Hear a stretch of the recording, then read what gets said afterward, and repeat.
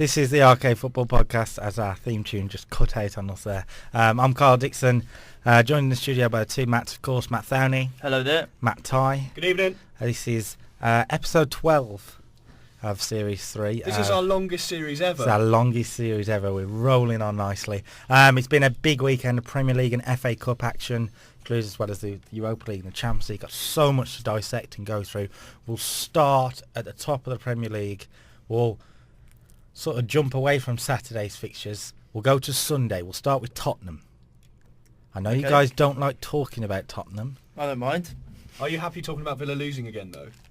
I'm used to it by now, that's fine. Tottenham beat Villa 2-0 at Villa Park to cut the points on Leicester. At the time, they cut it down to 2 points gap. Mm-hmm. It was a good win for Tottenham, actually. They played very well. I know Villa were not the best of sides now, but Tottenham, they looked ruthless. It was a strong performance. It was a strong performance. It was 2 goals in like 3 minutes. I know there was like one before, one after half-time, but it was Dele Alli and Harry Kane linking up really well. Yeah. I mean, Harry Kane hit the bar inside like 30 seconds as well.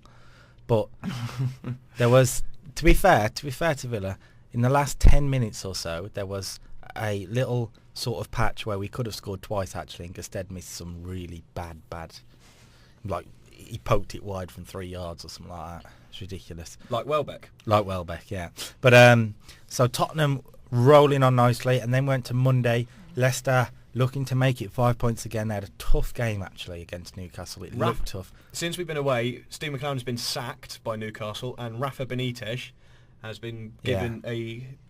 Well, 3-year contract with the option of leaving if they're relegated. Yeah, it's one of those. It could be 10 games, it could be 3 years. So, well, I mean, we did sort of mention Steve McClaren last week, and we spoke about him. We sort of theorised whether he would be sacked. And the toy collector from Toy Story, because that's exactly what he looks like, has taken over at Newcastle. There's so many memes. So many memes. They had one still of the toy collector's face looking shocked when he realised he went from Gareth Bale to Mitrovic. I still think the best one was the Italian waiter. Yeah. I mean, to be fair, on the point of Benitez, it must be a bit harrowing for him to, as you say, go from the players around him. Not just that, he's gone from one of the best teams in the world at Real Madrid to not even the best team in the northeast. Do you know what I mean? Well, what is it? I've been saying that if he stays up with Newcastle, then I have a feeling that he'll do well there, and then he'll be remembered for a long time. But if they go down, he'll be gone. Because the likes of Shearer and Carragher have all said they've got a good manager now. If they do stay up, they will have success, and they all believe that Rafa will keep them up. They already looked a different side against Leicester on Monday. They did look. Because we all said this time last week, Leicester-Newcastle, it was at least 3-0 to Leicester. But Benitez, he'd only been there 3 days or wherever it was. Newcastle was strong defensively. They didn't look much of a threat going forward during the game. But yeah, but normally when you get a new manager come in, the first thing they want to concentrate on, especially with a side down there, is sort of organise that defence. Just get a bit of make it into a unit again. Yeah. And the main thing that I took from it was the fact that you could see certain Newcastle players looking to impress Benitez. Moussa Sissoko was the main one, for example. He had a first 20 minutes where he was everywhere, best player on the pitch by far. A couple of my friends who support Newcastle said, even though they lost, that was probably the best Newcastle performance they've had of the season. Yeah, it probably was. I mean, they did lose. Shinji Okazaki's brilliant overhead kick.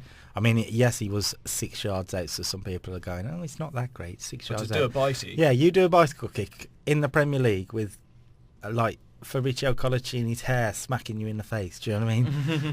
And the 6'4" frame of Rob Elliott just going. Yeah, well, it's a very, very good finish. It's a big win at this stage of the season, obviously, because this is where Leicester need to pick up points in these games where you're going to grind it out.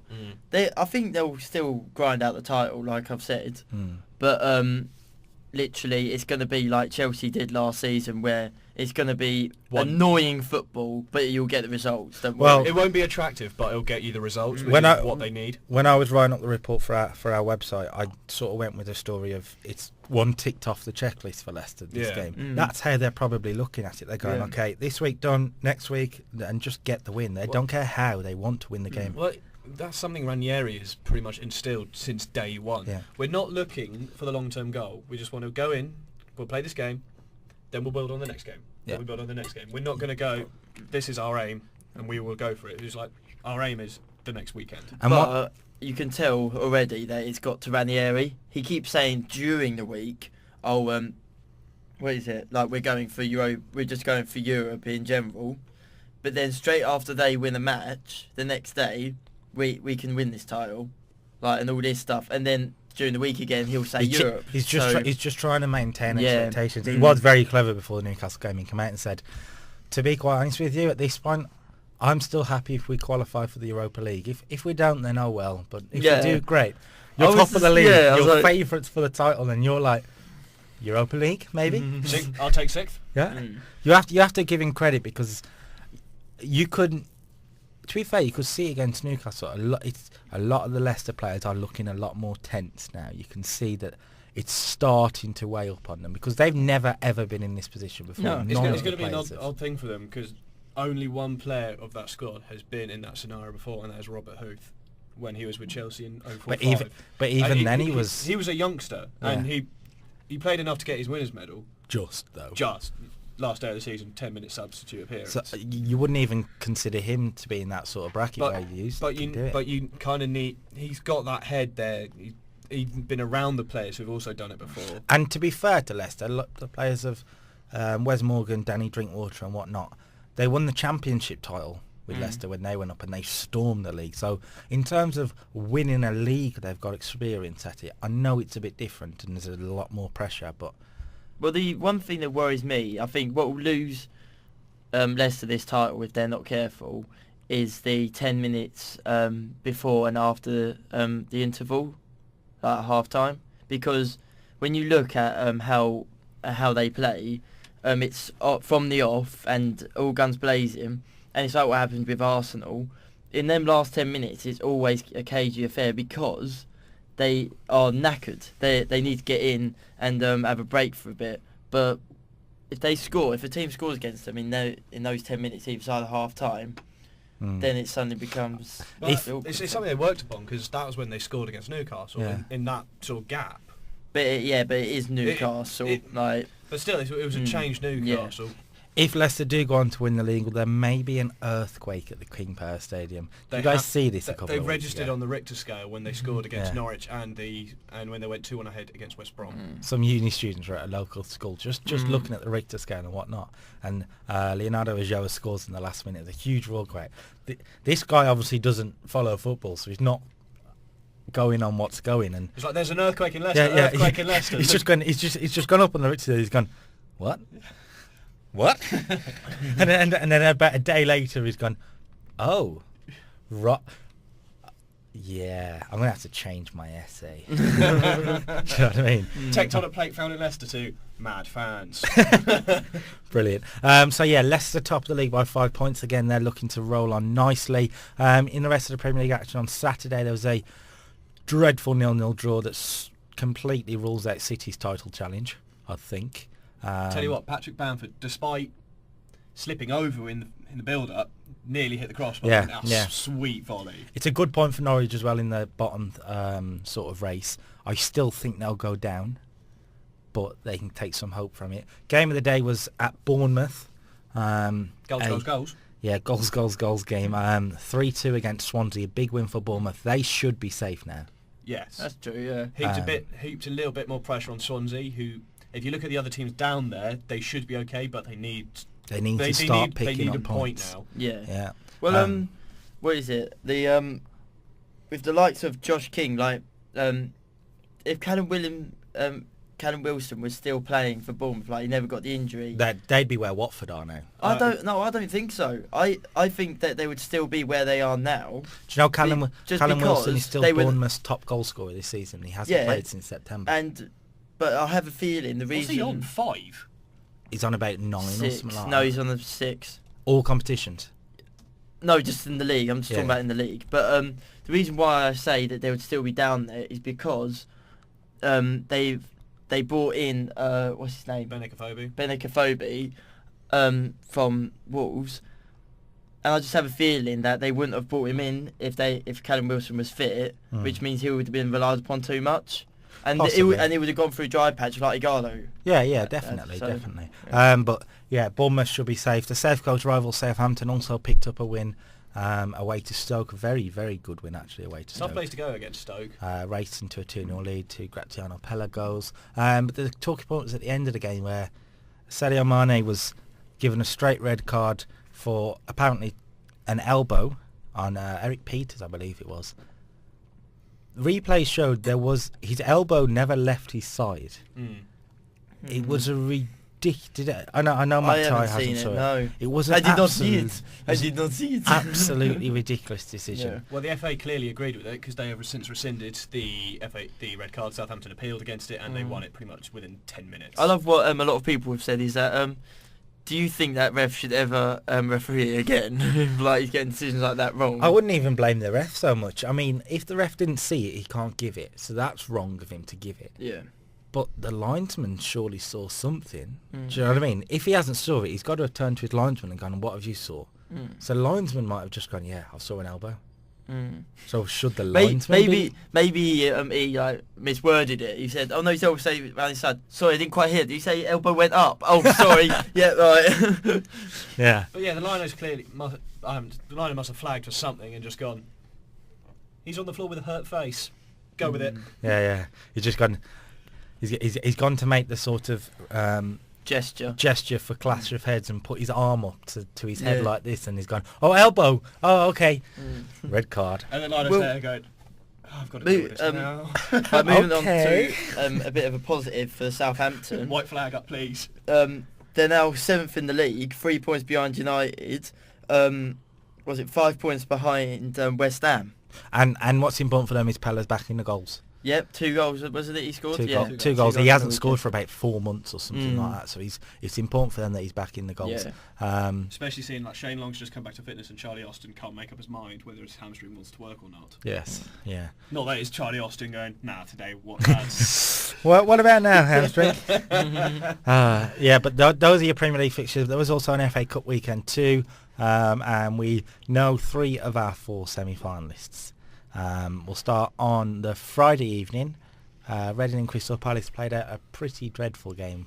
It came until the last 20 minutes or so. Last 5-10 minutes. Yeah. Crystal Palace decided, I'm done playing with you now. So they're through. Palace beat Reading 2-0 at the Medeski. The biggest game of the weekend was probably on Saturday, Everton-Chelsea. Yeah. Lots of talking points to come from it. Before we go on to Diego Costa, let's just talk about how Romelu Lukaku came back to haunt Chelsea again. He's I will always say it, I still don't know why we got rid of him, because despite his attitude, I think he's one of the best strikers in the Premier League by quite a distance. That goal was superb. The way he's gone past 4 or 5 defenders, and it's not even like it's he's sort of just ran past them. He's brushed them off like they're a feather. And these aren't weak defenders. This is Branislav Ivanovic and Gary Cahill, big strong defenders. And Lukaku has just gone, "Sit down, go away." You know what I mean? Cahill just got absolutely turned inside out. Yeah. But it's interesting seeing that I think it was 8 minutes between the 2 goals. Something like that. Yeah, like Chelsea fell apart. Yeah, we just fell apart for some reason. Like we conceded and suddenly we just gave up on it. It looked like so. But I mean, at the end of the day, fair play to Everton. First semi-final since 2009. When they went to the final. Yeah, when they got to the final. Yeah. So. And Gus hitting interim manager Chelsea squad beat them. So Everton got a bit of revenge on Gus hitting there. Yeah. There were 2 red cards in the game. We'll start with the first one, obviously, where Diego Costa showed his impetulance again. In fairness, he was getting targeted. Yes, definitely. I don't think that's something that can be said anymore, though, because I think he can get targeted in every game. Yeah, but every manager targets Diego Costa because they know he's got such an attitude on him. He will fight off. But is that the players that targets him fault, or is that Diego Costa's fault? It's a bit of both. Cause you can't blame the players for wanting to do it, exactly, or anything like that. I'd do it. Yeah. Well, everyone. When you go against Diego Costa, you want to sort of like make him known that you're there, because you know if he goes off on one, there's a good chance he'll get a booking. Yeah. But Diego Costa needs to either control his methods or just leave them. Let them leave one in on you, because the referee will pick up that they may have maybe left a foot in. It all comes down to Diego Costa's temper, I suppose. Yeah. He has to get it in check to be able to play, because I don't think he has to, because personally, we've seen it this season, when he's not like that, he is one of the worst strikers in the Premier League. With it, he's the best striker in the Premier League. No, I'm not saying that there's a place for his anger. And if he takes his anger out on the game and plays football like it, he's one of the best strikers in the Premier League. On Saturday, he took his frustrations out on the players. But the thing is that he when he tries to take it out on the game and it doesn't work, that's when it comes out onto the players. Yeah, that's what he needs to control. When he actually has a bad game like he did on Saturday, it's when he's playing badly. It's not when he's playing amazing. Because the thing is, Gareth Barry did a really good... full credit to Gareth Barry for marshalling him the way he did. And Gareth Barry did get sent off eventually. Which is we'll talk about that in a second, but it was a ridiculous red card for Gareth Bale. He really shouldn't have got himself in that position. No. But yeah, go on, carry on. But some of the things that did happen in the game, there were a couple of challenges, not just from Gareth Barry, but from Chelsea players as well. That if you look at it, you go, that's a bit risky. There was a lot of frustration coming off the Chelsea players. Because within the first 10 minutes, I was watching this with my dad, and I said, no way will this finish 11v11. No. Both teams have let loose. Everton going in on Costa and Chelsea just going in because they've got nothing else to go for. Yeah. I think Everton were going in. They were trying to sort of create an atmosphere, which they managed to do in the end. Mate, listening to Goodison Park on the telly, I haven't heard that rocking in ages. It was rocking, and I think that Chelsea, as I say, once they'd started badly, and you could see Chelsea after 20 minutes, you knew they were going to have a bad game. Chelsea, you could see it already. We came into it towards the end of this first half, but that was probably our best spell. Yeah. We had a few chances, but then in the second half, I don't really remember us testing well. If you could describe like Chelsea's season, for me, the best word to be put on it is patches. Literally, I don't think there's been one game apart from when we won the game that sent us through to the knockout stage in the Champions League. There's not one game where throughout those 90 minutes we were the better side. Fact. I think there's been a lot of. I don't know if it's the right word, but arrogance from the Chelsea players sometimes. It's really painful as a Chelsea fan at the moment to watch it, seeing, and it's going to sound, and I hate to say this, but at the moment we've got a lot of overpaid players not doing what they should do. Yeah, it's almost as if there's a lack of desire with some of the players. I'm guessing I know who's top of that list. Eden Hazard. Hazard. Fabregas throughout the season, Costa earlier on in the season, that it seemed like they were sort of going out there going, oh man, just not going to drop me. For me, there's three players that literally throughout this season I would say don't even deserve to be in a European side. Hazard, Ivanovic. I think he's been absolutely awful. Since he's moved to centre-back, though, he has rebuilt a bit of his form. Yes, but then once Kurt Zouma comes back, he'll be out on the wing again. That's how I see it. Like, he's not going to stay there. No. Actually, I think when Kurt Zouma comes back, you'll find Ivanovic. I mean, it depends on who goes into the job. Yeah. But I think you'll find Ivanovic will get dropped. But if these rumours are true about James Rodriguez for Eden Hazard, at this precise moment, I'll have him. Yeah, because James Rodriguez is the best midfielder in the world at the moment. I think you'd have taken him at the end of last season too. I think. No, I wouldn't take them at the end of last season because Eden Hazard was arguably the sixth best player in the world. Maybe. So. But from this Chelsea side, there's only really about 5 players I see who actually care about the shirt. Ruben Loftus-Cheek, Kennedy, and Bertrand Traoré, all youngsters because they want to prove that they are better than this player. So far have been doing it. I feel I'm sorry for Loftus-Cheek because Fabregas and Matic and Mikel are getting ahead of them when Loftus-Cheek should be getting ahead. I think Mikel, you'd put in that list as well. Mikel, because every game he's played under Hiddink, Mikel has shown it. Yeah. Actually 6. Says Aspilicueta, no matter what we're playing, he seems to care. And then Willian, he's been our best player by 100 miles. I do feel sorry for Bertrand Traoré in particular because you've saw him come on and get goals and he looks a decent striker.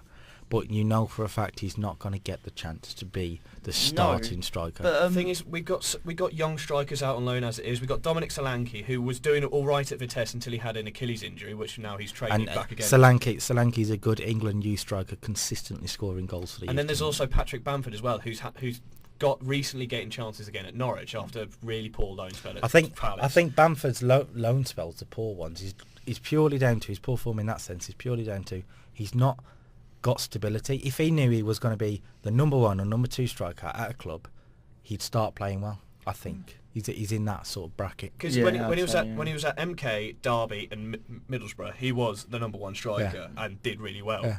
Yeah. Even at Forest before he joined Chelsea, that's why we signed him, because we got something we can work on here. It's a diamond in the rough. But now look at him. He's just there like I think he signed a new contract before he went on loan to Palace so we got him until 2020. But the way he's playing for Norwich, no disrespect to Norwich, but he's not a player I can see at Chelsea next season. No. But Bertrand Traore's come on and done really well, and you can see the power and pace that Lukaku had at Chelsea, and obviously he's gone on to improve. And you can see those Everton. traits in You can see Traore, so, and I think Traore's career path could wind up doing the same thing, or worse. For some reason, I can see him ending up in Germany. I don't know why, but I can see him ending up in the Bundesliga. The one player I do feel sorry for is Remy, because he's been fit 90% of the season, and when Costa wasn't playing well, Costa was still getting selected. Then we put Falcao ahead of him because Mourinho had the Falcao project. Then when Hiddink took over, Remy had an injury dip, so that's why we brought in Bertrand Traore. And the first time Remy actually played since the Leicester game was against Everton. Even when we played like weakened sides against Scunthorpe and MK Dons, Bertrand Traore got another ahead of him. I personally, I think that I don't feel sorry for him because when he has played, he has not been good. He has not been good. He hasn't been good, but he's also lacking a lot of confidence. When you're getting you're lacking a lot. When you're a proven Premier League striker and a proven European striker, and you're getting dropped for a relatively unknown 19-year-old kid. Yeah. That dents you a lot. But the problem is that he needs to try harder in training then. And if he's not, and that means he's not trying hard enough in training if Bertrand Traore is getting on the pitch. Well, I think they're trying, from what I take it, they're doing the same as in training because they're both getting selected on the bench. So they're both doing it. It's not one or the other because Pato's not been selected either. I don't understand that. Well, Hiddink's probably looking at it. I can go on a rant about Pato because I've just seen some news coming from Corinthians which I really don't want to read right now. Which is the fact they're considering recalling him. What I can see with Traore, in your sense of they're both on the bench together, I could probably see the fact that Hiddink's probably going, we've got not much to play for, probably just the FA Cup. Why not give the younger striker a chance? Yeah, exactly. That might be his thinking. Early on in the season, I would say with Remy, I feel bad with the way he was treated by Mourinho because we know Mourinho has his favourites. Yeah. And he tends not to care. Well, not care is not the right word, but give as much chances to people who aren't in his favourites. Costa was one of his favourites at Chelsea, so he stuck with him even when he weren't playing well, instead of giving Remy a chance. But one of the perfect examples is just the youth in general. Yeah. But I don't think we can get on to all of that. We've been talking about Chelsea for a while now, so I've got one more Chelsea story. Ish is the fact that the front runner to be the Chelsea manager, Antonio Conte, has confirmed that he will step down as Italy coach after the Euros. And he will take over Stamford Bridge. That's a slam dunk, nearly. Do you know what I mean? Matt, as a fellow Chelsea fan, how do you feel about him being looking like to be our manager? No, I'm not happy with it. You're not? No. He's the clubs that he has managed, like club-wise, are just not good. Juventus? Like, no, but he's got... I think that's the only club, isn't it? He's managed, like, that's club-wise. No, like, big club. Well, yeah, he only started management in 2008 when he took over from to Cesena, and then he took over Juventus in 2011 and led them to 3 consecutive Serie A titles, considering mid-table. He's okay, so he has got a bit of playing Serie A experience, but the only reason I say that I don't really have confidence in him is because they say, he's a bit like Jose Mourinho. That don't give me confidence. My main concern. That don't give me any confidence. My main concern is this impending trial he's got in April about match fixing. Because when he started in Cesena, it's only come out that there was possible match fixing during his time. He said he was unaware of it. But you've got to get trialed for it. He's doing the trial in April. I feel like it'll be okay. And if depending the trial's really mixed from reports in Italy. Some saying he will get a ban, some saying won't. If he gets a ban, it will be a minimum of 6-month ban from management. If he gets a ban, so he will miss the Euros and he will miss possibly the start of the Premier League. Yeah. That's why I think it'll be okay, because if Italy thought there was any slight chance that could happen, they'd probably let him go and got someone else in by now. But you've got to think this is Italy. Silvio Berlusconi is in prison, yet still technically Prime Minister and owning AC Milan. What I would say about your point of Conte reminding you of Mourinho, I think it would need that sort of well, not needs, but that's the only sort of manager that will take the Chelsea job, because a lot of the sensible managers with their heads on will go, I don't want to go to Chelsea, it's too risky. The chairman likes to sack like that. I don't know whether I'd want to go there. Sometimes it might need a Conte or a Mourinho who's got the arrogance, I suppose, to say, no, he ain't going to sack me. It might not be good for Chelsea, but what I'm saying is that's the only sort of manager I can see that wants the job. I guarantee you now, he will not have the players that Hiddink got at the moment next season. No. The big names, there will be one or two there still, but there will be two that are out that door in the summer. Easily. So I think that next season is going to be not a similar season, but I think if we finish 4th or 3rd, it wouldn't surprise me too much, because I think that he's going to have to rebuild. You've got to rebuild. He's got to rebuild. I can see us doing almost what Liverpool did when they got rid of Benitez. So having a couple of years in and out of Europe and then slowly rebuilding. I don't think... If Chelsea hopefully it won't take as long as it took Liverpool to get back to where they are now, but it'll be a similar process, I think. If Chelsea don't finish in top 4 next season, I don't think you'll win the league for another 6 or 7 years.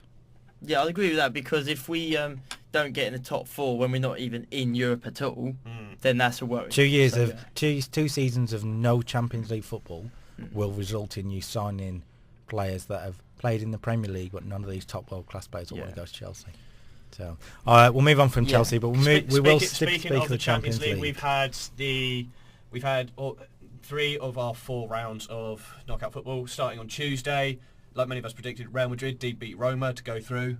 Yeah. Aggregate win of 4-0, and Wolfsburg did get the job done over KA Ghent. So they're through 2. They're through 2. On Wednesday, in extra time. No, it wasn't extra time. It was in a lot of added time. Benfica got past Zenit to win 3-1 on aggregate. And PSG did the job again over Chelsea, 2-1, so they've gone through also. Our 2-1 result looks all right, considering they won the league on the weekend, beating Troyes 9-0. Before we go into that, I do want to say PSG were brilliant on that. PSG looked really good.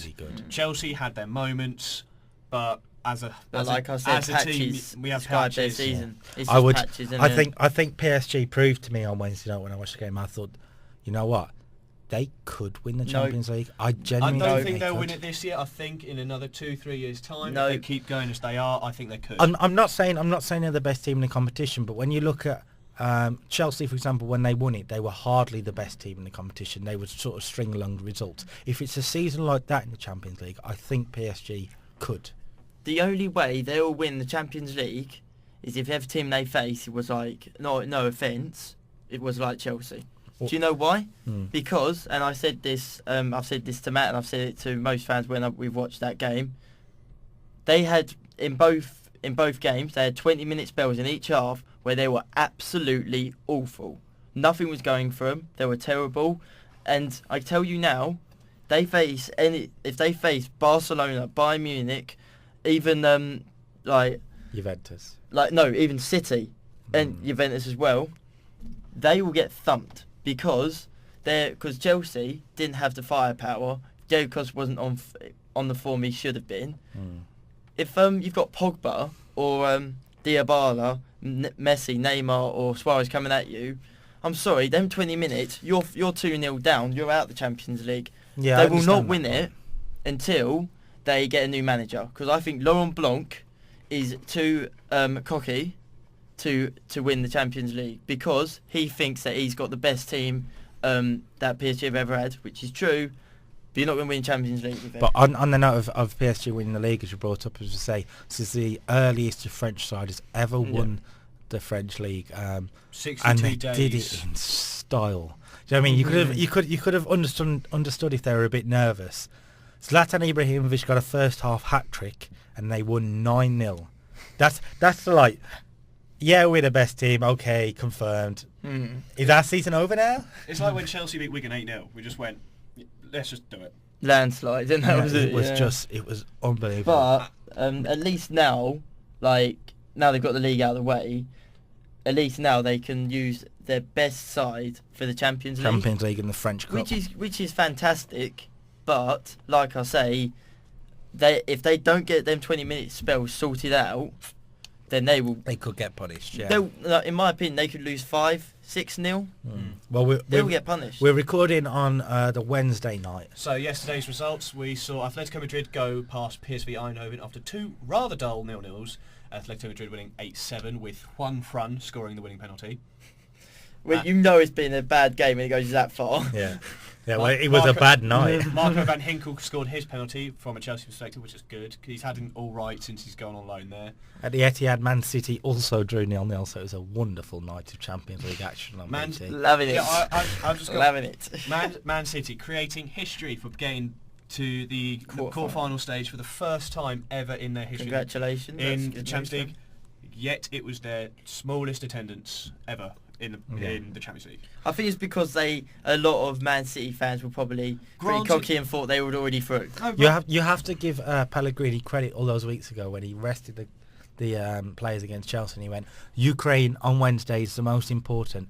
Turns out he was right because... Yeah, but I just... It's one thing. It's people starting to call the Etihad the empty hat because they haven't had a sellout since the start of the season against Chelsea. Oh, well. They haven't sold out the Etihad since then. But to be fair, this is their worst season since 2010-11. Since they won the FA Cup the first time, you would say. Yeah, 2010-11. But you would want to be there. It's like when you went to see Rooney score the record goal. I will never forget that. There were about 10 fans next to me all went home and missed that. Exactly. I was like, idiots. If you were one of the Man City fans who could have gone to that game, surely you would have said, yeah, I was there when we got through. Yeah. Like, if they never get to this stage again, at least them fans that did go can say, I was there when we got to that stage. The fans that probably didn't go say, I'll go to the next round. If they do get like Barcelona, Real Madrid and get absolutely annihilated away in the first leg, they're not going to go, do I really want to go to the second leg where we're already out? No. So you've missed out on that. Well... Yeah, so the Champions League action was very, very entertaining. Another fact, sorry, I think they've only won 2 games since they've announced Guardiola as their new manager. I bet he's sitting there slow. Is it Guardiola sitting and go, I picked the wrong Manchester? I've just got an image of a sort of, I'll bet you it's on the internet somewhere, of a meme of Manuel Pellegrini's face where he's just got his 2 fingers up, walking backwards. Just you know there's a gif of like a plane flying backwards. It's like Pellegrini's playing for Manchester. Did you just say he picked the wrong Manchester? Yeah, because he's always been linked with the Man United. But even if so, I still wouldn't want to go United. How badly they're playing at the moment. Maybe take Martial to Man City, but apart from that, no. One player who's not going to feature for City in their knockout range is Vincent Kompany, as he has picked up his 5th calf injury since the 2010-11 season. He, in my opinion, he's going to be a bit like. Rio Ferdinand and the man. No. Rio Ferdinand's the best defender in Premier League history. when he got that injury prone at the end of his career. No, not in that sense. I just think that in the future, when say 10 years from now, we will be able to say, yeah, Vincent Kompany was that defender that could have been. He could have been the best. And it gets worse for City fans as Nicolas Otamendi also had to be taken off injuries as well before half. But apparently he could make the Manchester derby. So I know what you're saying about Kompany, but I would say probably since the season where they first won the Premier League until the start of this season, Kompany's been the best Premier League defender for about 3 years, you'd say. But then the seasons, in my opinion, the seasons that they have not won the league, he's been awful. Well, awful is a horrible word to put on it. He's not been good enough. Maybe. There were, before we get on to what would be tonight... Actually, no, let's speak about tonight's Champions League action. I'm guessing by the time that people listen, Barcelona will be through. Yeah, the games will be finished. Touch wood. Barcelona Arsenal is the main one, and Arsenal have had a really, really weird team selection. Good news for Arsenal fans is that Koscielny starts. He makes his return from injury. El Neni, Flamini and Iwobi also in midfield. Özil, Sanchez and Welbeck start for them. Bad news is for Arsenal fans, it's a fully fit Barcelona squad with Messi, Suarez and Neymar leading the line, Ter Stegen in goal. Do you know what you need to worry about there? And Jordi Alba. Rakitic, Iniesta with Busquets in the middle, and Alba. I remember, I think it was the season, who was Barca playing last season in this Man City. And my mate who I was watching it with, he went to me, I think Man City got a chance now, they're bringing on Matthews, and I'm just there like, they're still losing, and I don't think Matthews is that bad. To be fair, right? On the subject of Barcelona boss Luis Enrique. Sorry. No, it's right. It's right. We should move on from it. Yeah, Luis Enrique, the Barcelona boss, has had some really, really weird comments that sort of sparked up a debate we want to speak about. He said that he wants to see an end to long-term contracts for managers, and that they should be hired on 6-month deals. The season's not even 6 months. And it's not... Why is a manager saying this? I think it's a bit, like... Is this him saying he's going to leave? Well, it's for me, it's a bit like a get-out clause type of contract all of a sudden. Like, it gets to January or February and you're just there like, you can leave if you want, or you can stay on for another 6 months. Managers have that option anyway. It's called resigning. Yeah, no, but what I mean is that... it also shows that the club may not have as much faith in you if it did happen. It really does favour the clubs. I don't know if we actually want you. Like, it really does favour the clubs. It's almost like the trial period you get at work. It's like, we're going to give you a trial period, and then we'll do a performance review. It's like, and then after that performance review, we can only give you another trial period, unfortunately. On minimum wage. Yeah, and this time we might pay you. Is there like?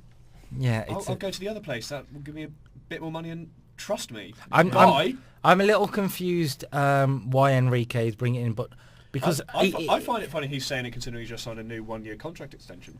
Well, yeah, but it is purely the club's game, because we've saw it over the past few years. Me and Matt Tye were speaking about this off air earlier. There's certain managers that have refused to resign from their posts, even though they know it might help the team at the time, because they will lose out on the 2 years of pay in their contract. If they get sacked, the club have to pay them for the 2 years still. Perfect examples, like you say, Paul Lambert, Roberto Di Matteo. We're paying him even when he was still at managing Schalke. But there's Alan Pardew, for example, a few years ago, when he signed that 7-year deal or whatever it was and was sacked after 2 years into it. Newcastle had to pay him for 5 years. Do you know what I mean? Was he sacked or did he just leave to go Palace? I think he was sacked in the end. I'm pretty sure he was. But if he was sacked then, Newcastle would have had to pay him for 5 years. So this really does help the clubs. They don't have to pay managers 5 years worth. Because Mourinho signed a 4-year contract extension in this summer just gone. So Chelsea are paying him for 4 years. We're paying him for 4 years. But do you know what I'd love to see? But he turned it down. He turned down the one thing I would love to see is... Luis Enrique get offered one of those contracts and then him go, I'm disgusted. And then a reporter goes, didn't you suggest it though? I quote you, 15th of March 2006. Fact. I've done my Harvard referencing. Fact. Yeah. To be fair though, on your note about Enrique, I know he's just signed a 1-year contract, but is he looking at this summer and going, well, the Man United job's going to be available, the Chelsea job's available. Why would you? City job was available until Pellegrini. Is he thinking... I could have been within a shout if I was out of contract in the summer, like Conte is, for example, and Guardiola is. I don't think he could look at it like that, because he's managing the best team, the best front three that's ever existed, and the best Barcelona side possibly in their history. Why would you? I feel like we say that about Barcelona every few years or so. This is the best. Side this is now. In fairness, they keep producing good players. Yeah, this is the best so far. So unless they bring in some youngster like that, young kids that scored on the weekend, if he becomes the next best thing, then we'll say, this is the new one. Yeah, just like new Barcelona star, Marcus Rashford. Now moving to footballing a lot closer to home.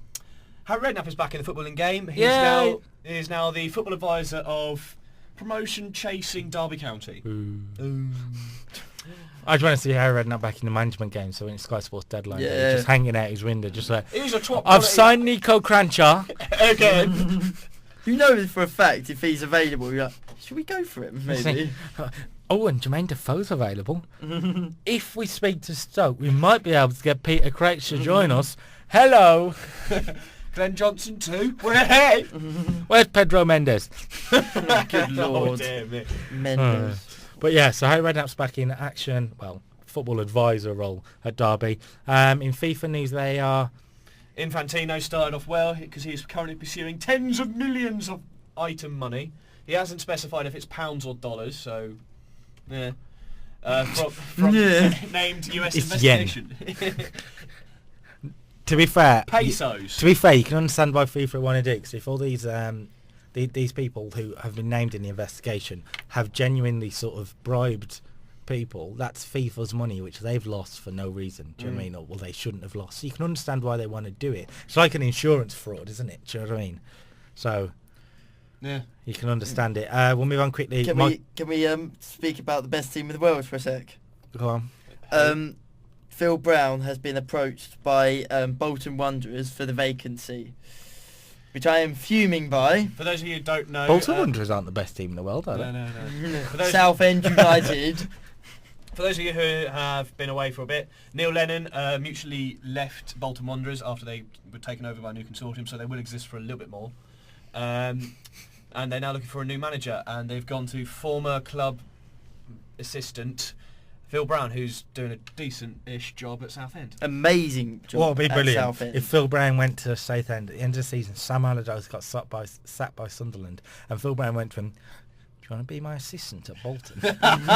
We will really mess with people's mind. There'll be a coma patient in Bolton, woke up after 8 years and gone, They're still there.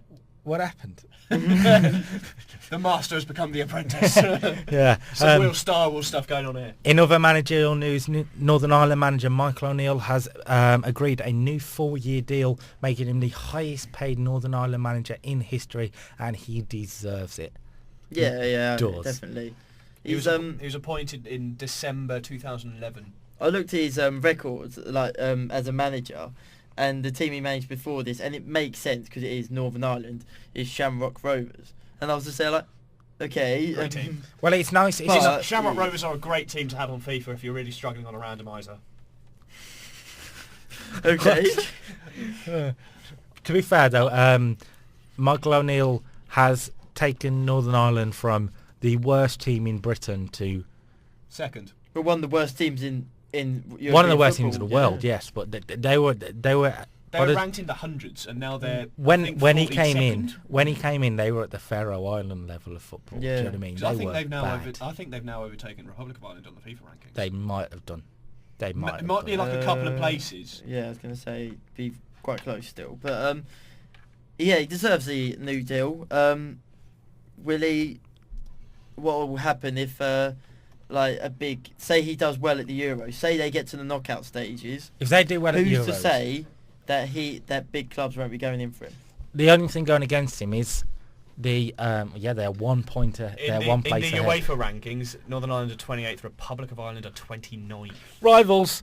To be fair, though, the thing is with O'Neill going against him is if a Premier League club, for example, looked at him, they'll go, he hasn't got high-level club experience because it's a huge difference. It'll be like Felipe Scolari. Yeah. Like when he joined Chelsea. Great international manager, not so great club manager. Terrible manager. In the Championship, Hull City are scrapping season tickets in favour of a membership scheme. The club claim that the new system could see supporters save as much as £282 a year, which is nice. Yeah, that's. But it's going to cause a lot of issues, I think.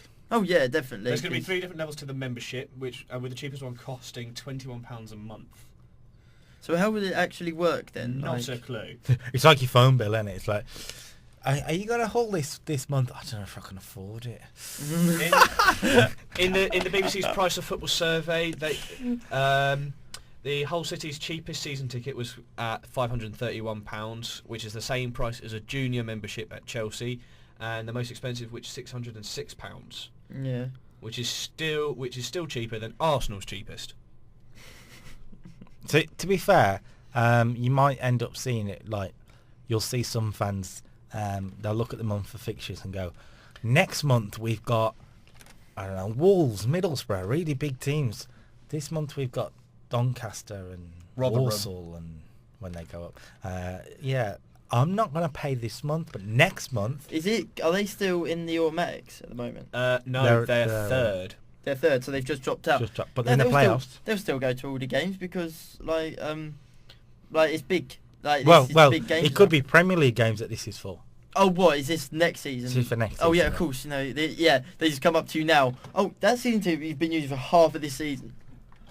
Yeah. Your season ticket has been rejected. You failed to sign up to your membership scheme. What? There were Europa League action last week, and the second leg's been played this week. But Dortmund faced Tottenham in the game. As I said last week, I was looking forward to most, and Dortmund stuffed Tottenham. A much changed Tottenham, but they stuffed them 3-0. The main story coming out of it, though, is the fact that 17 Tottenham fans were injured before the game, and Borussia Dortmund have now been charged for it.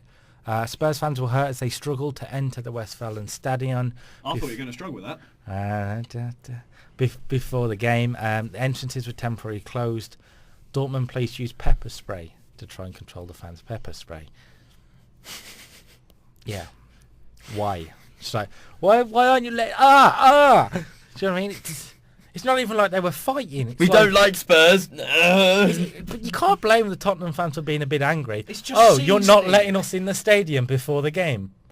We're going to miss the game because of you. You can understand if they're a bit shouty and a bit angry.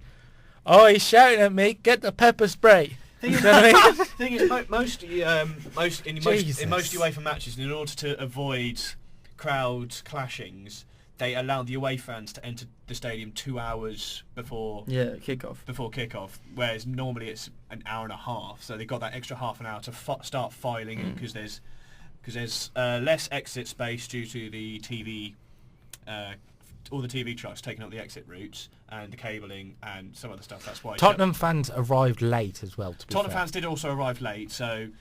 But they still shouldn't have been sprayed. Well, it's not just that. If Tottenham fans have arrived late and you want to get them in the stadium and in the stand away from the home fans, why do you then close the entrance? Do you know what I mean? Hello? You stand there, don't cause any problems. Just stay, yeah? I'm just going to deal with these home fans. No fighting. Do you know what I mean? Yeah. Jesus Christ. We'll move on to... Well, actually, we'll start our predictions because we've got around 12 minutes left to get through all these, so we're probably going to go over. But we'll start with what is tomorrow night for us, the Thursday night Europa League second leg. We'll only talk about the sort of main ones because there's a few, and we don't really care about the Sporting Braga, Fenerbahce sort of games. Sorry, but we don't. Bayer Leverkusen, Villarreal's a bit interesting. Pick out one though. Bayer Leverkusen, Villarreal's a bit interesting. Villarreal won the first leg 2-0, a good home win against a talented Leverkusen side who's with Javier Hernandez banging in the goals. Can Leverkusen turn it around in Germany? What's the score, sorry? It's 2-0 Villarreal at the moment. I think Leverkusen will win, but I don't think they'll go through. They've got a good home record, but their defence is leaky, so I'm going to start things off for a change. 2-1 Leverkusen. And the away goal will kill them. Yep. Matt Tye? 1-0 Leverkusen. I'm tending to go 2-1 as well. The away goal will kill them. In an all La Liga tie, it's Valencia versus Atletico Bilbao. Bilbao won the first leg, but it was a very sort of torrential rain, sodden sort of first leg. It's almost as if they'd gone to Stoke. Yeah, on a wet and Thursday night, I suppose. Is that their equivalent? Yeah. But Gary Neville's side are at home this time. They're looking to turn it around. We'll go with what we've got there. Matt Tye first. 2-0 Gary Neville. Gary Neville's going to come on the pitch and score twice. Hardly scored for Man United, but as a manager for Valencia. 1-0. 1-0. I'm going to go 2-0 Bilbao. They're a better side than Valencia, I think. Right, in the Clash of the Titans-ish. Clash of the former Titans. That's why I said ish. Man United have got to turn around a 2-0 deficit against Liverpool. Oh, so cute. They think they're important. Man United, after a hard-earned draw against West Ham in the... United were dreadful last week, by the way, against Liverpool. And Liverpool have a really fresh side, considering they didn't have their fixture on the weekend against Chelsea. Didn't Stoke score last week? Yeah. Well? Yeah. On the radio show I do on Radio Sono, when I was talking about this game, I sort of said Liverpool. Sorry, had let me pick up that plug for you. I sort of said Liverpool had a big game against Man United last week, although I think it was just Liverpool there because Man United didn't turn up, and they really didn't. They were dreadful. Honest to God, Villa could have performed better that day. Whoa. Honestly, United would, and I'm pretty sure Marcus Rashford... Is this the same Villa you hit for 6? Exactly. I'm pretty sure Marcus Rashford came off in the 60th minute genuinely because he had to do his homework. He's went, Van Gaal. No, Exam! From what, I don't know how true it is, but from what I've read, that was a pre-arranged substitution because he had to do his homework for the next day. Can't you imagine the excuse when he's in the next morning? Why haven't you done your homework, Marcus? I was playing a big game against Liverpool in the Europa League. Did you watch? Did you not turn on BT Sport? Hello. Do you know what I mean? No, because I was marking the work. I didn't see United there. Were you there? Did you play? The problem is now, if his teacher's a United fan, if they lose and he plays badly, downgrade.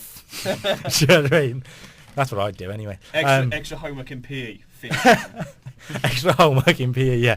Be better. No. It'll be you'll get a U. Useless.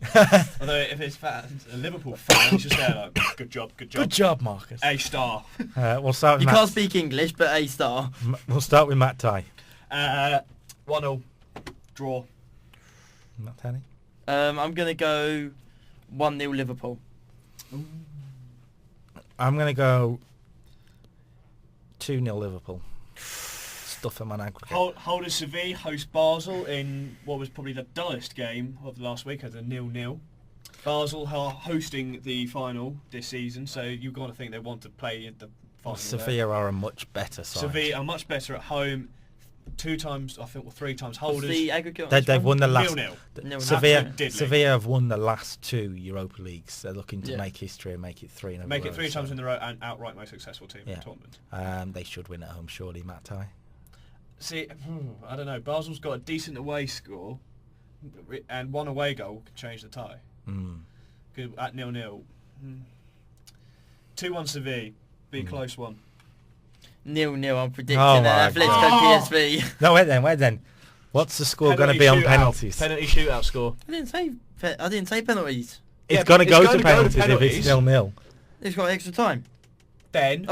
Sorry. Are we supposed to be doing 120 minutes here? That would happen if you count. go 0-0. If it was extra time and there was a goal, the final score won't be 0-0, 1-0 after extra time. It'll be 1-0 after extra time. Well, I'm going for extra time win. Right. 1-0 Seville. So 1-0. 1-0 I'm going to go 2-1 Seville. Yeah, Sevilla. It's like bleeding a stone. I didn't know I didn't have to do a 120-minute prediction. Oh my God! I can genuinely imagine him because you're doing photography. I can genuinely imagine him if he's ever doing sports photography. 90 minutes 0-0 cup game, and he goes, "Oh well, I'm done here. You want me for extra? That wasn't in the contract. I'm here for 90 minutes." Yeah, because that's everything like I just said, innit? Let's just move on. And Tottenham have got a mission to turn around a 3-0 deficit against Dortmund. Will they play the kids and go, we're out now anyway, and let's focus on the league? Arsenal have basically done that tonight. I think if they did, it would be a bit disrespectful, but at the same time, they can win the title this year. In fairness, Tottenham have done almost it before. A few years ago against Inter Milan. They were 3-0 down after the first leg, turned it around, 4-3. They had Gareth Bale, but they've got Harry Kane now. And to be fair, Tottenham are only 3-0 down in the tie because they did play the reserves last week. Harry Kane was on the bench. Dele Alli was suspended. I think he's still suspended. Christian Eriksen was the only real starter that actually started the game. So, if they play a full-strength squad, I think it'd be a lot closer. Matt Tye. 1-0. 2-0 to Spurs. Going 2-1 Dortmund. Yeah? Fair play. I think Dortmund will go for this tournament this year. No, I think they have to. Maybe. In the Premier League. In fairness, they're only 5 points off Bayern in the Bundesliga, so it looks like it will be Bayern, but you know. In the Premier League on Saturday, the early kickoff is one of the biggest games of the weekend. Actually, Goodison Park, Everton rolling on from that win against Chelsea, against Arsenal. If Arsenal don't win this game, is their title race over? Well, I was chatting to my mate. They're saying Arsenal could be out of every tournament in the space of 6 days. Yeah. Because they went out the FA Cup to Watford, which was a brilliant result for Watford. They could go out to Champions League today, and I think if they lose to Everton, that's it. If they lose, it's definitely. But is a point even good for them? A point will only be good if Leicester fail to beat Palace and Tottenham fail. Tottenham fail to get a result. Well, I would say if Arsenal get a point, they need Tottenham and Leicester to lose to stand any chance. I'm of winning still the league. sticking by what I said. If they drop 3 points before the end of the season, they're out of the title race. This is a big game for them. If they lose at Everton, they are out of the title race. If they draw, then they are holding on by a thread here. So, Matt Tye? I'm going for their out 2-1 Everton. Ooh. Lukaku, yeah. Lukaku. 3-0 Everton. Ooh. Roll back the years to 2014 when they done it to them. So. Big win. Big win. Yeah, I'm going to go 2-0 Everton. Full sweep. Arsenal are out of the Premier League race. In the first 3 o'clock game on our list, it's Chelsea versus West Ham at Stamford Bridge. London derby. Well, it's weird, this one, because... I thought you were going to go well for the London derby fact. Yes, it is. No, to be fair, it's a weird one because Chelsea have nothing to play for, really, at this point. They do. I don't think you got any chance of getting the Europa League. West Ham have. But we have got a shout here because we are 3 points behind Stoke. If we win, we go above Stoke in the table because of goal difference. Stoke can't chance of getting either. No, Stoke, but what I mean is the slow progression up the table. So we have got something to play for. We want to finish in the top half, mate. Scott Parker derby. Scott Parker derby. Yes. Where's this game being played, by the way? At Stamford Bridge. Stamford Bridge. Okay, I will be there. I might write a review.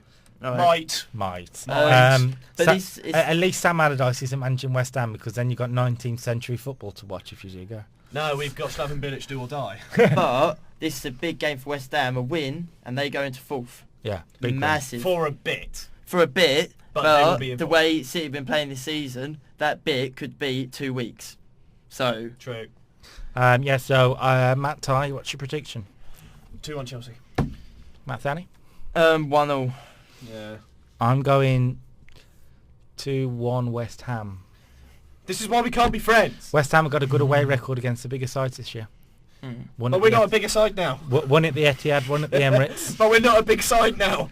We're 10th. You know what I mean. We're where West Ham should be. Bigger clubs. Thank you. Crystal Palace, Leicester. Can Leicester tick off another one on their checklist? It's at Selhurst Park. Matt yes. Tye? 2-0 Leicester. Matt Thowney. At Palace as well. Palace like to derail title challenges. I'm just gonna go. Liverpool. Yeah. I'm gonna go 2-1 Leicester. But Palace's league form is atrocious this year. Last minute winner from Danny Drinkwater. I thought he was going to say Danny Simpson then. I was like, what? I'm going to go. It could be. 2-0 Leicester 2. Jamie Vardy double. Why not? Right, in another 3 o'clocker we have got high-flying Watford versus also high-flying Stoke. Sort of. Well, Watford's not high-flying anymore. They're 14th. My bad. In fact, I put them to go down, so they're high-flying. To be fair, Watford have dropped into a position, as of Palace, where you say they're on the outskirts for relegation sort of battle. They're not going to get relegated, but they need another win. Yeah, like if they win, they go 10th. They go on to the Magic 40. They go on to the Yeah, and they go equal 10th with Chelsea. Yeah. So to be fair, 37 will probably be enough anyway. The only way they'll go 10th is if they win 6-0. No, what I mean is equal. Equal 10th. But then Stoke on the other hand could go 7th in the table above Southampton with a win. So, and be up there for the day because Saints play on the Sunday, don't they? So yes. Yeah. So Watford Stoke at Vicarage. Matt Tye. 1-0. It's going to be a tough game. I don't know. I'm gonna go 2-0 Igalo to get a brace. Of own goals or? I'm going to go 2-0 Watford as well. Yeah, why not? West Brom, Norwich, and Last again, on match of the day. yeah, and again it could be last on match of the Grain Dorrans derby. West Brom v Norwich. West Brom, Norwich. Norwich need the win more, you would say, but West Brom are in good form. I'm pretty sure their last game was the win over United. They didn't play last week, so the FA Cup, I believe. So they'll be looking to build on that. And Norwich will be looking for a good draw against a pretty poor City, but still good draw. Yeah, but looking to build on that, a win for Norwich, and they're out of the relegation zone if Sunderland don't win. Well, what's important about that is because on the Sunday, the next day, it's Newcastle, Sunderland. So if Norwich win, Newcastle and Sunderland are both in the bottom three. So then the pressure's on. But before that, I would say Norwich have got to win. Matt Tye? 1-0 West Brom. Really boring. I'm going to go 0-0. Very boring. I'm going to go 2-1 Norwich. Yeah, bit entertaining. Why not? Swansea Villa is the evening football on Sky Sports. How many are Swansea going to win by? Well, Swansea. Swansea didn't play badly last week. They didn't play badly, but they didn't. Defensive frailties came back to haunt them again. Yeah. So I think Aston Villa might get their first goal of 2016. Have we not scored? Oh God, Jesus! You might have actually scored. I don't know, but I don't remember. I'm sure we have.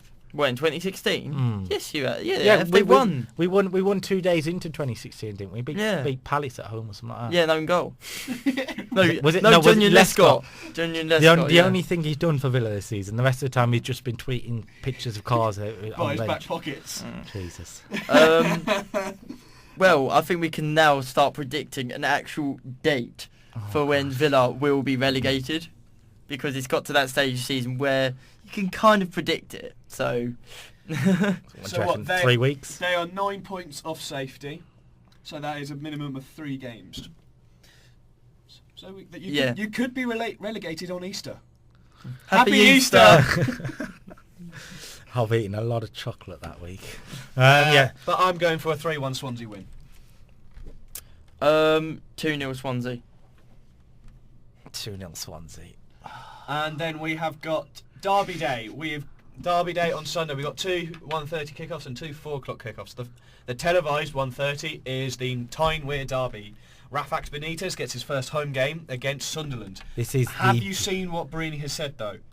He said Newcastle have copied them in the fact that they sacked their manager when they've got 10 games to go before the Tyne-Wear Derby, which is their first home game, win it, and then go to survive. The truth of the matter is Newcastle have copied Sunderland in turning into a terrible football team. If Benitez wins his first home game, though, which is the Tyne-Wear Derby, which is what Sunderland have been doing for the past 3-4 years. Canio, Poirier, Advocat and Allardyce.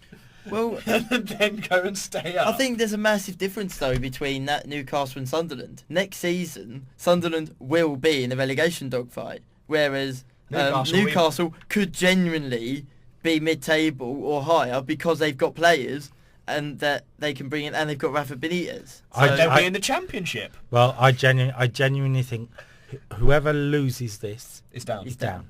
Yeah, I agree with that.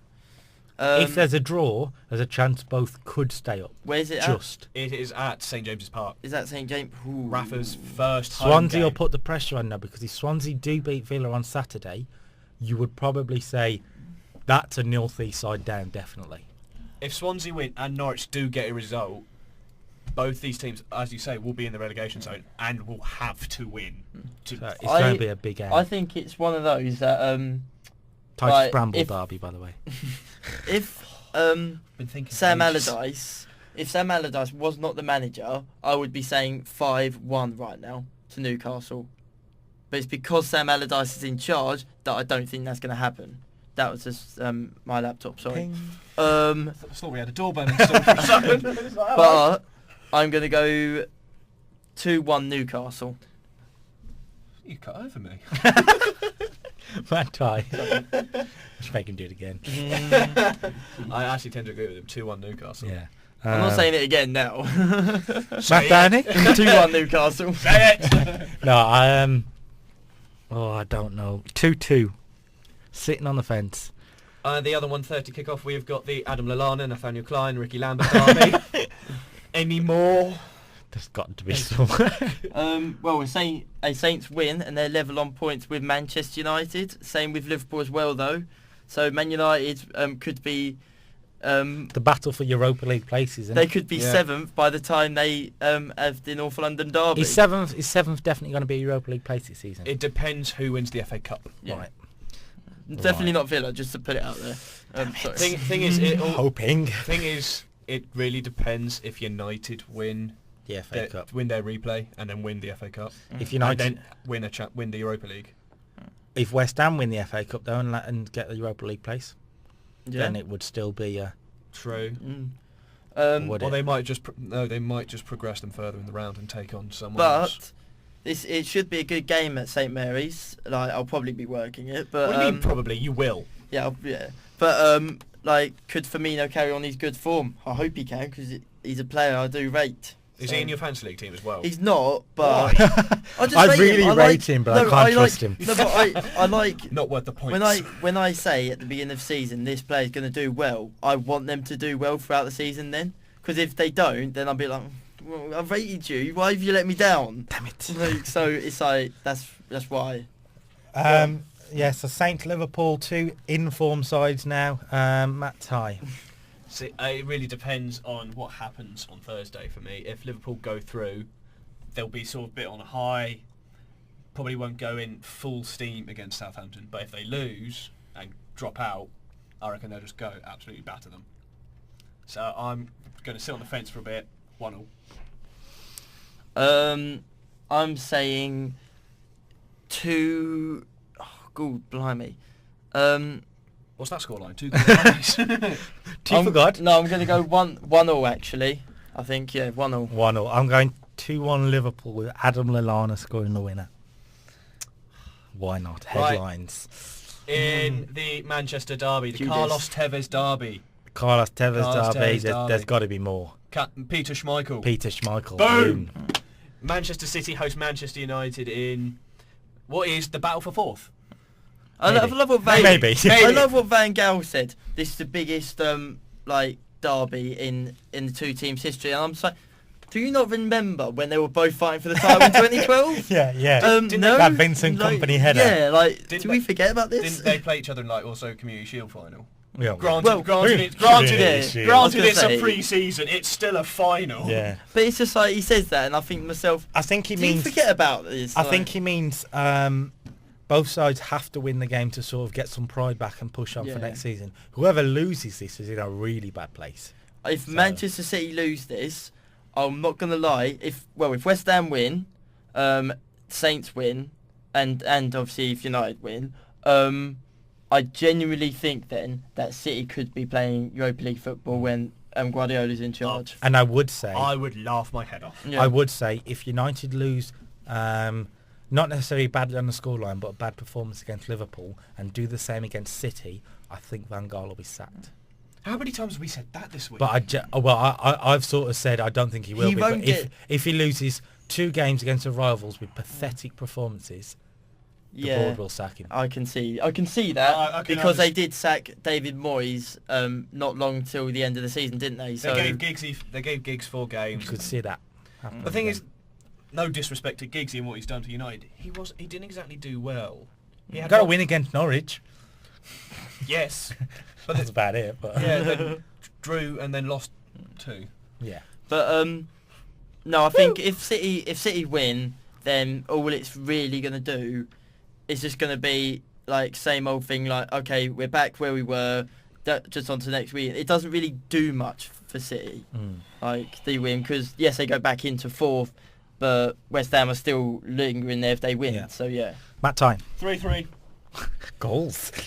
Well, no one really defends for them. That's true. City and Van Ton coming these out. So City are missing 3 defenders. United have got Phil Jones. So Michael Rashford hat-trick cancels out a Sergio Aguero hat-trick, yeah? Might as well. Matt Tye? Matt Thowney? Hey. I'm going 3-2 Man City. More goals. 4-3 Man City. I'm on the bandwagon. Way! And the final game is Tottenham Hotspur. We're looking to close the gap to Leicester and with a home victory possibly against Bournemouth. Leicester could be 8 points clear by the time Tottenham play. Fun. Which is really, well, think of the pressure that puts on Tottenham. Because if Leicester go 8 points clear, you would probably say with 7 games to go, Tottenham have to win that game, or Leicester are on, well, one hand on the title, I would say. Yeah. Do you know what I mean? If they drop points against Bournemouth, Tottenham would have 8 points to claw back in 7 games without Leicester winning another. But I do think, like, what is it? Tottenham have got to be cautious here, because a win for Bournemouth and they're safe.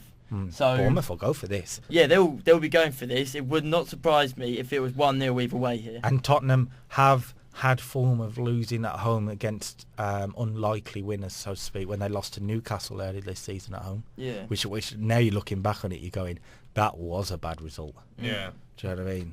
Both teams are sort of taking that result in a different way. Tottenham built on it, whereas Newcastle just said, but we beat Tottenham. Well, yeah, but when you look back on it, if you look back on the end of the season and Tottenham Leicester win the league by 2 points, that's going to be a very important game to look back on now. Like, there's always games across the season where, it's like when Chelsea won the title. I'll always think we won the title, and one the game that I'll remember was when we beat Everton at Stamford Bridge in the last minute. There's always that game. It'll be the same with Leicester or Spurs. Yeah. No. There's always those games that will win or lose it. I think Leicester would probably look at the 3-0 at the Etihad. Yeah. That's I wouldn't have said that. I would have said the game. Oh, what was it? It was when against Chelsea. No, the game they beat. Norwich. I think it was Norwich straight after Arsenal. They lost to Arsenal. Was it Norwich? Yeah. That game I think would be it for me. So Tottenham, Bournemouth is the last of the Premier League games. Matt Tye, what's your prediction? 2-1 Tottenham. 1-0 Spurs. 3-2 Tottenham. Fair Entertain play. us. Entertainment. We're going to end on MLS stuff with our MLS expert, Matt Tye. Houston Dynamo had one of the biggest victories of the season so far, even though it's week 2, with a 5-0 victory over FC Dallas. Favourites LA Galaxy lost away to Colorado Rapids. Columbus Crew have continued a poor start of the season with a 2-1 home defeat to Philadelphia Union. Portland Timbers suffered their first defeat with Jose Quakers winning 2-1. New York City and Toronto played out an entertaining 2-2 draw. Orlando City had another draw at home to Chicago Fire. Montreal Impact dispatched New York Red Bulls 3-0. Seattle Sounders, who are also one of the strong favourites, also lost again, this time away to 2-1 to Real Salt Lake. And DC United are still looking for their first goal of the year after drawing 0-0 against New England Revolution. Do you know, after the Crystal Palace Reading game on Friday, did you sit there to yourself and go, this has been one of the best games of the 6th round? But that's our MLS recap. The MLS review will be up for this week's game. We are hoping, Matt Tye. I'm actually working on it, so it should be up by Friday. Yes, get in. We will be back next Monday, hopefully. We're recording on a Wednesday due to my scheduling, so I do apologise. But yeah, we should be back.